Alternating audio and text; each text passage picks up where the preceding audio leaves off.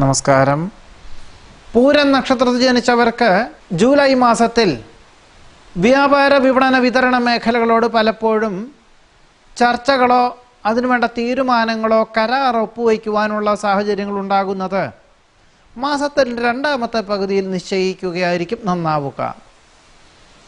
അമിതമായിട്ടുള്ള ആത്മവിശ്വാസത്തോടുകൂടി ഒരു പരിധിയിലധികം പണം മുതൽ മുടക്കിയുള്ള പ്രവൃത്തികളിൽ നിന്നും മാസത്തിൻ്റെ ആദ്യത്തെ പകുതിയിൽ ഒഴിവാകേണ്ടതാണ്. രണ്ടാമത്തെ പകുതിയിലാണെങ്കിൽ ആയത് ചെയ്യുവാനും അതൊരു ലക്ഷ്യപ്രാപ്തി എത്തുവാനും സാഹചര്യങ്ങൾ ഉണ്ടായിത്തീരും. ഉദ്ദേശിച്ച വിഷയത്തിൽ ഉപരിപഠനത്തിന് പ്രവേശനം ലഭിക്കാത്തത് വഴി ചിലർക്കാണെങ്കിൽ പണം കൊടുത്തു ചേരേണ്ടതായ സാഹചര്യങ്ങൾ തൃപ്തിയല്ലാത്ത സ്ഥാപനത്തിലാണെങ്കിലും വരും. എന്നാൽ മാസത്തിൻ്റെ രണ്ടാമത്തെ പകുതിയിലാണെങ്കിൽ ഏറെക്കുറെ തൃപ്തിയായിട്ടുള്ള വിദ്യാഭ്യാസ സ്ഥാപനത്തിൽ ഉപരിപഠനത്തിന് പ്രവേശനം ലഭിക്കുവാനുള്ള സാഹചര്യങ്ങളുണ്ടാകും.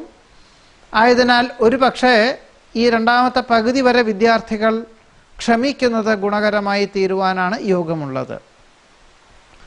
രക്ഷിതാക്കൾ പറയുന്ന കാര്യങ്ങൾ അഥവാ മാതാപിതാക്കൾ നിർദ്ദേശിക്കുന്ന കാര്യങ്ങൾ ഏറെക്കുറെ അവലംബിക്കുന്നത് ഒരു പരിധിവരെ പണനഷ്ടത്തെയും മാനഹാനിയും ഒഴിവാക്കുവാൻ ഏറെക്കുറെ ഉപകാരപ്രദമായി തീരും. ആയതുകൊണ്ട് ഈശ്വര പ്രാർത്ഥനകൾ നടത്തണം. അതിലുപരി ആത്മനിയന്ത്രണം വേണം.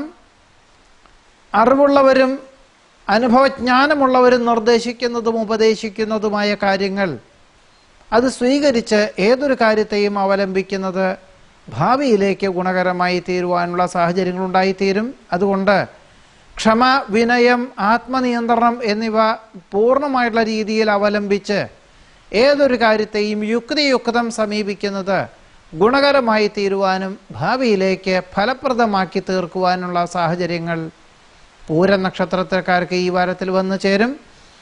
മാസത്തിൻ്റെ രണ്ടാമത്തെ പകുതിയിൽ ആരോഗ്യം തൃപ്തികരമായിരിക്കും. ഭാവനകൾ യാഥാർത്ഥ്യമാകും. ഉദ്യോഗത്തിൽ സ്ഥാനക്കയറ്റം ലഭിക്കും. വ്യാപാര വിപണന വിതരണ മേഖലയിൽ ഏറെക്കുറെ അനുകൂലമാക്കി തീർക്കുവാനുള്ള സാഹചര്യങ്ങളും ഉണ്ടായിത്തീരുവാനും പൂരം നക്ഷത്രക്കാർക്ക് ഈ ജൂലൈ മാസത്തിൽ യോഗമുണ്ട്. നമസ്കാരം.